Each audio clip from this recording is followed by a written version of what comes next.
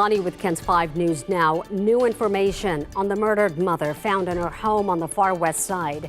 The medical examiner has confirmed Anna Ojeda suffered sharp force injuries. Deputies say one of Anna's friends became concerned when she couldn't get a hold of the 33-year-old mom. She stopped by her house in the Lucky Ranch neighborhood last Friday and found the door unlocked with Anna laying face down on the floor. Her family describes her as a single mom who was working hard to raise her 6-year-old daughter. During a vigil Monday night, Anna's loved ones said they're relieved that Anna's little girl was at school and did not see her mom's body. It's been 3 days and the family still has not told the girl. Having to tell someone, a 6-year-old that, so as of right now, mommy's still here. Deputies are still searching for Anna's killer. The Bexar County Sheriff's Office is asking anyone with information to come forward.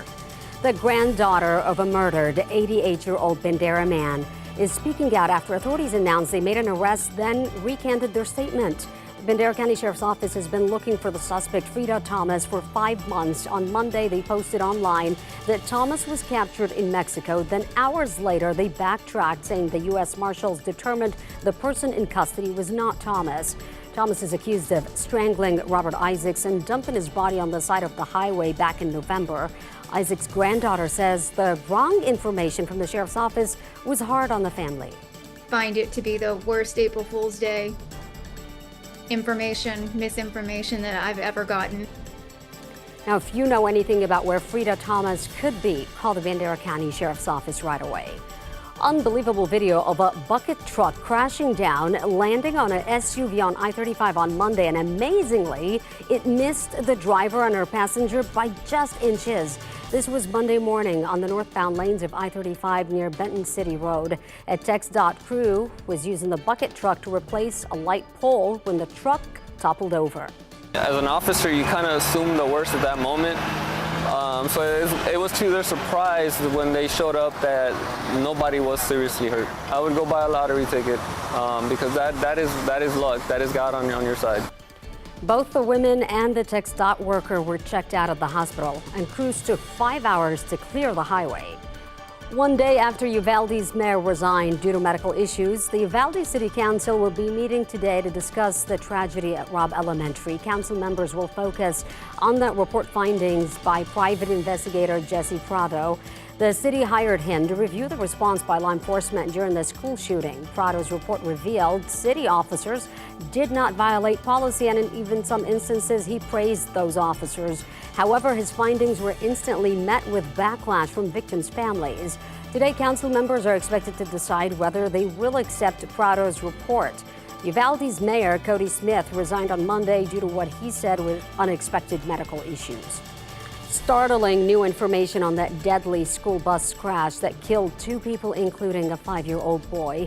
Documents reveal the company that hired the cement truck driver, Jerry Hernandez, who caused the crash, did not perform a background check. The check would have revealed that he had a history of drug use. Documents showed he had 3 positive drug tests in the last 4 years, and his driver's license was set to be downgraded from a CDL in November.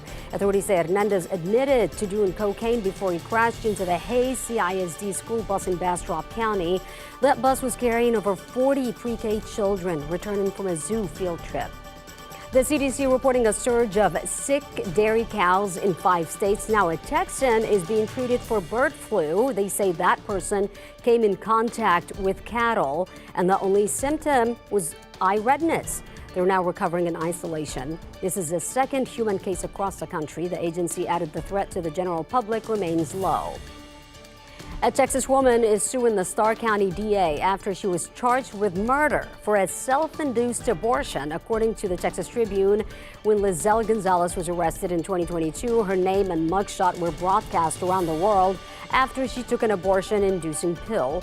Under Texas law at the time, abortions after 6 weeks were illegal, but pregnant women are exempt from criminal prosecution.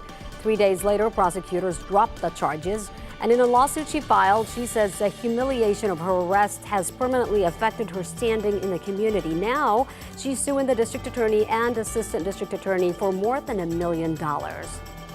A multi-million-dollar aquatics facility will open at JBSA Lackland today in honor of a fallen soldier. The building is named after Master Sergeant Michael Maltz, a pararescue man who was killed during a rescue mission in Afghanistan in 2003.